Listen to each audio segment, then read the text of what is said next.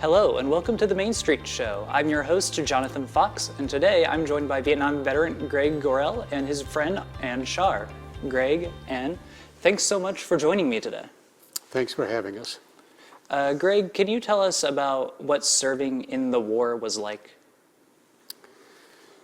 Well, I was drafted into the United States Army in 1966 and ultimately was trained at Fort Riley, Kansas, and from there put on ships and we were sent overseas to Vietnam to serve in our unit, the 9th Infantry Division in the Mekong Delta, which is a portion of South Vietnam, which was in the process of being, the attempt was to have South Vietnam to be overtaken by the North Vietnamese, referred to as Viet Cong. So when we were there, we were told our objective was to keep the South Vietnamese people free and to stop the Viet Cong from overtaking the country. And so I was assigned to a 4.2-inch mortar platoon operation. And in the course of that, I'll give you one example.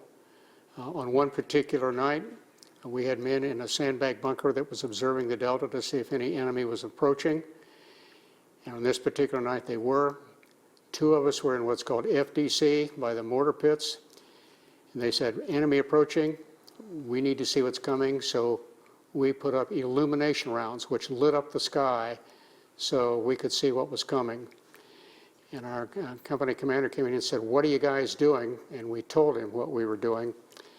And with that, he was able to call for airstrikes, 185 millimeter howitzers, and other armament to stop the Viet Cong from overtaking our compound. This is just one example. Had the men in that bunker been asleep, or a friend of mine, military friend of mine, if we'd have been asleep, then there's a likelihood that our whole compound could have been overrun. That's when we were involved with the 4.2-inch mortars operations, which was there to try to keep the Viet Cong from overtaking that portion of the Delta. But I also was a forward observer, meaning you're on helicopters with other men in a platoon. You're dropped over rice paddies in the Mekong Delta, and you're there on search and destroy missions. The enemy would often look for you and find you first, but our objective was to find the Viet Cong and to stop them from infiltrating and advancing. On one particular mission, I jumped. You're in the rice paddies. We're under fire. The chopper's under fire from the enemy. The man next to jump behind me, Michael, he's hit, screaming, I'm hit, take me up. I never saw him again. So it was a constant cycle of 4.2 mortar operations, search and destroy operations. The whole objective was to try to keep South Vietnam from being overrun and overtaken by the North Vietnamese. We had no less than 30 illumination round mortar missions when I was there in '67, and no less than 40 mortar round missions while I was there to help assist our sister companies, our company, when men are in the field, engaged in combat, to provide high explosive support to stop the Viet Cong from overtaking men in those other units and in our unit. In addition to that, there's the weather conditions, the elements. Monsoon season, many months of the year, torrential downpours, days on end, no bathrooms, no electricity, no running water. You're hydrating with water purification tablets and salt water tablets to both keep your water pure and to rehydrate. So it's a constant cycle of mortar missions, illumination round missions, search and destroy missions, forward observe missions, and then you're dealing with all of the elements of no restrooms, no clean water, and that's the constant cycle, month in and month out. And as a result of that, I had men in my unit that never came home, obviously men in my unit that were injured. And of course, we're decades down the road from the war. 58,000 of the men in Vietnam and women were killed. 300,000 were killed. What most people don't think about is, in addition to what I've just described, then there's booby traps, there's command detonated mines, there's all kinds of booby traps that's designed to aim, kill, wound. And above and beyond all that, with what the Viet Cong did or tried to do, then the United States dropped over 12 million gallons of Agent Orange in Vietnam, and not just in South Vietnam, not just in the Mekong Delta where we were, but in other parts of that country.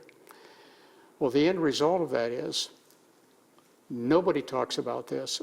Over 300,000 of the men that came home that were exposed to Agent Orange, they died of complications from Agent Orange. Not to mention, there are hundreds of thousands of veterans that live in this country now, self-included, that were exposed to Agent Orange that have had different cancers, ischemic heart disease, other kind of illnesses, other kinds of disease. So if you take into account all of that, there was a colossal loss of life. And then if you want to talk about other elements, the media used to report, well, the United States is winning the war because we're taking out a lot of the Viet Cong. That's true. Over 1 million Viet Cong, North Vietnamese troops, they were killed. 300,000, 250,000 actually, South Vietnamese troops were killed. Not to mention the quarter, not 250,000, that's the South Vietnamese people, but over 2 million men, women, children, and non-military men from all of Vietnam, Laos, Thailand, Cambodia, collateral damage from the war, lost their lives because of this. So if you add up everything I've just shared with you, a colossal loss of life. Nobody talks about the financial cost of that war. It cost $1 trillion. The Vietnam War was $1 trillion in cost when you adjust it for inflation. And this is a war lasted for a decade, from mid-1960s to mid-1970s. And then you take into account what happened when we come back to the United States. We had no clue about the turmoil that was going on in this country that was ripped apart by anti-war demonstrators throughout this country. When I came back to the United States, I landed at Travis Air Force Base in Southern California. And after all the losses and all of the issues that I've just shared with you regarding Vietnam, I'm thinking it's going to be great to get back home because it's all going to be better, right? When we left Vietnam, we were put on Pan American aircraft. Pan American volunteered to fly at least our group home. There was 162 of us on this aircraft. The 2 pilots that were flying that aircraft were former military pilots in Vietnam, but they volunteered. So they flew us home. We land at Travis Air Force Base, and we get off the aircraft, and we get down on the tarmac, going into Travis to check out, process out, to go home to see our families. Outside Travis, we could see demonstrators burning the American flag, burning the draft card, with all kinds of placards and signs, with all kinds of anti-war, anti-government, anti-military, and anti-veteran, horrible slogans. The American Vietnam veteran for years was vilified, scorned, demeaned, belittled. And here we are, the 2.8 million of us that were asked to serve in that country, to do what we were asked to do, to come home to that. It was almost indescribable. But as a result of that, with one exception, I shut down, and I didn't talk about being a veteran for decades. But there was a man in this community that had written me letters. They adopted veterans there, or soldiers that were serving from this country. So he wrote me letters, very supportive, very uplifting letters. I didn't know this man at all before I went. But when I got home, he contacted me and asked me, would I be willing to come and speak to his group, because they wanted to hear from somebody who was actually there, opposed to what they were picking up from various media sources. I agreed to do it, reluctantly. I didn't want to do it. I didn't want to talk about it. But out of respect for him, I agreed to do it. So I went to talk to this group, and I shared in almost an hour about experiences in Vietnam, much more than I can here today. But the reality is, I'm about halfway, maybe 2/3 of the way through this, and there was a man that raised his hand, and I took that to mean maybe from World War II era, and he meant no harm by the question, but this was the question: what's wrong with you guys? Why aren't you winning this thing? And I froze. And I basically had the thoughts, and then I said, you either weren't listening to what I just shared with you, or you don't understand what I just shared with you. Well, how could he, unless he'd been there? And so I looked at the man that had written me, I thanked him for being a support to me, and I walked out of that room, and I didn't talk about being a veteran for decades. When I walked out of that room, I went home to my apartment, and I was young married when I was drafted. I didn't volunteer. I was a young married when I was drafted, and I went home to my apartment on 3rd Street, a building that no longer exists here in Ashland. And I went home and I threw away all of my military items that I brought home, except for a little cardboard box, very small. It had in an accommodation, a few memorabilia items, a few ribbons, and 6 M16 bullets that had specific significance to me. And I tucked that away thinking, well, if I tuck that away and I threw away all of my other stuff, the world will be behind me. I can put it away. Well, of course, that was the wrong answer. So fast forward to decades later. This book you see right here, I'm walking with a friend here in Ashton. He says, I know you served in Vietnam. You ought to write about this. And I said, well, I have. I went back to Vietnam in 2016, and I wrote a journal for my 4 daughters and my 2 sons and my wife. I invited all of them to go with me. Well, only my 2 sons went with me. And I had another Vietnam veteran say, why would anybody want to go back to that hellhole? For me, and I'm not speaking for any other veteran today or in that book, I'm only speaking for me. 2 reasons. Number 1, I want to see the condition of the country in those areas that had specific combat meaning to me. But I also want to try to generate, hopefully, a better set of memories when I came back to this country a second time. But I chose not to start the book until my 4 daughters and my 2 sons and my wife said, why don't you go ahead and write it? And my response to that was, be careful what you ask for. This book contains the good, the bad, and the ugly on both a military level, on a personal level. When I came home from Vietnam, with what happened in Vietnam and with what happened when I came back to this country, where we went and did what our country asked us to do and to have the experiences we had in this country, I was raw, I was unsettled, I was angry. But that's all in the book. So I chose to write this book mainly for my family. And my girls especially, my daughters especially, wanted me to do this. But I have one daughter that's wired a lot like I am, and she said, you're old. How much longer are you going to wait? And so I said, you know, maybe now's the time. So I started to write the book. It took a few months. This book was originally for my family, but now there's 1,000 of these books that have been published. I've got maybe 150 to 200 left, so 800 of these are in the hands of other people. Well, who's the book for? It's for anybody that's experienced the trauma of war, rape, physical assault, or any other form of trauma. Well, what's the book about? It's about life. It's about death. It's about heartache. It's about divorce. It's about mistakes. But ultimately, it's about faith, forgiveness, hope, redemption, and perhaps a measure of healing. And that's the purpose of the book. I've now spoken to tons of groups. I've got a stack of letters this thick at home from mostly wives and widows of Vietnam veterans. I'll share 2 examples. I could share lots. Most of the wives and widows have written and told me my husband rarely talked to me about this. And then, of course, the widows, they can't talk to their husbands, they're gone. So this lady and I were invited to go to Millersburg to talk to a group of veterans and their wives here a few months ago. And we went there. And as these veterans were coming in with their wives, wheelchairs, oxygen tanks, canes, you name it. And I shared for almost an hour the before, during, and after, the good, the bad, and the ugly. And when it was over, a lot of people wanted to acquire the book. Well, this one lady came up to me pushing a man in her wheelchair.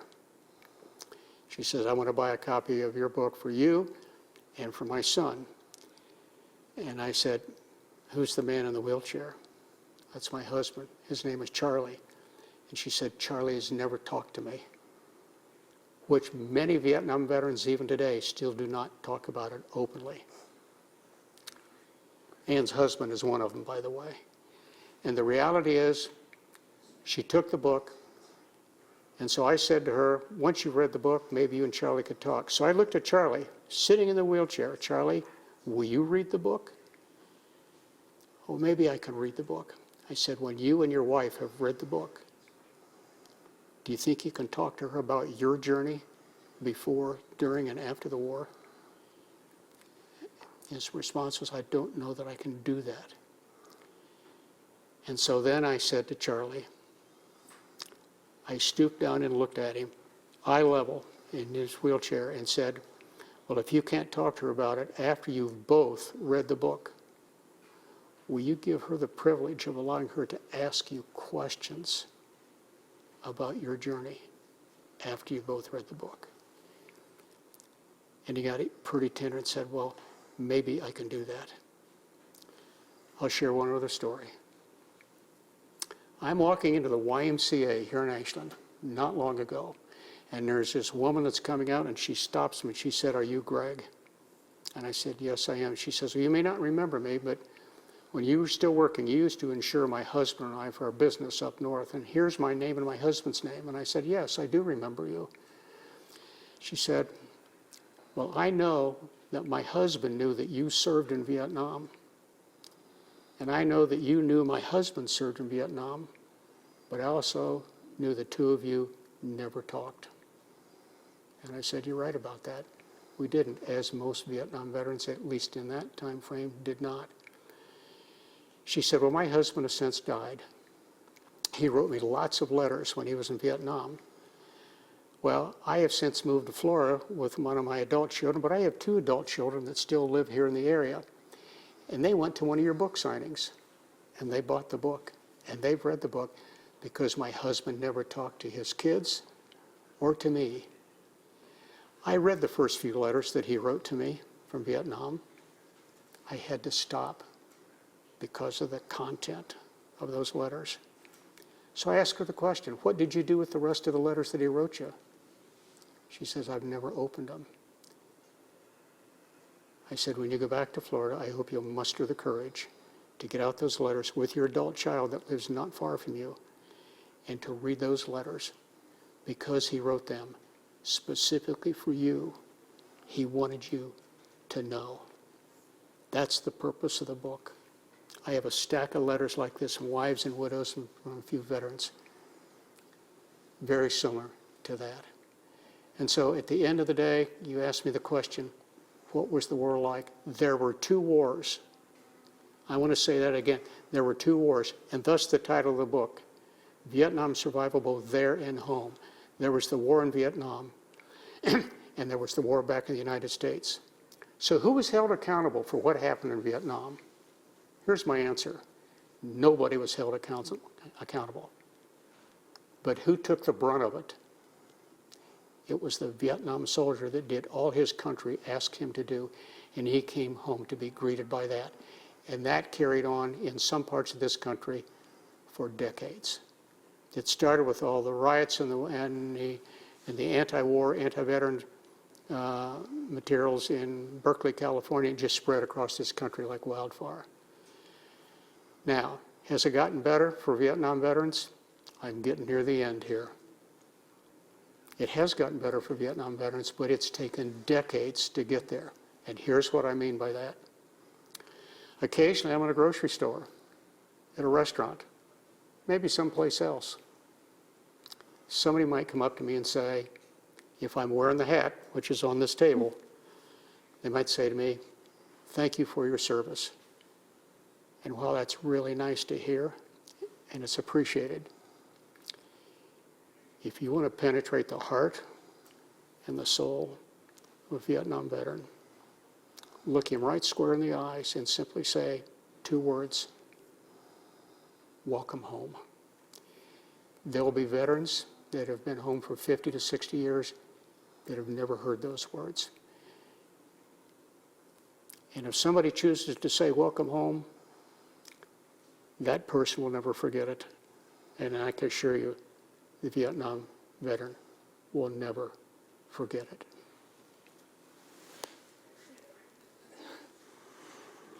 That was an amazing story of everything. There's a lot of stuff that a lot of people really don't know about Vietnam. I think it's amazing to really be sharing all this with everyone, especially in the form of a book for people of future generations to be able to read and be able to learn more about it all. Anne, do you mind telling us about how you got in contact with Greg and became acquainted? My background was in book publishing and art printing here in town. Mike Sattler had said that Greg needed to have a proofreader. And he called, we chatted, and I've been working with Greg for the last 18 months, basically. And I've been with him on most all of his speaking engagements, and it's been a journey. My husband is a Vietnam veteran and doesn't talk about it. I can ask questions, he will give me an answer, but he also shuts down. And I feel it's important that the community hears the real story, because there was so much garbage, basically, that it's important that we share the story with the community. We do have a Vietnam-era veteran dinner coming up on Saturday, the 28th, out at the Eagles, and we should have about 275 people. There are 85 Vietnam veterans that will be there and will be honored. Tickets are still available. Thank you. And it looks like that's all the time we have for today. Greg, and thank you again so much for taking the time to join us today. It was an honor. But that will be it for this week's episode of The Mainstreet Show. Make sure to follow us across all social media platforms at AUTV Ashland. I'm your host, Jonathan Fox. Thank you for watching.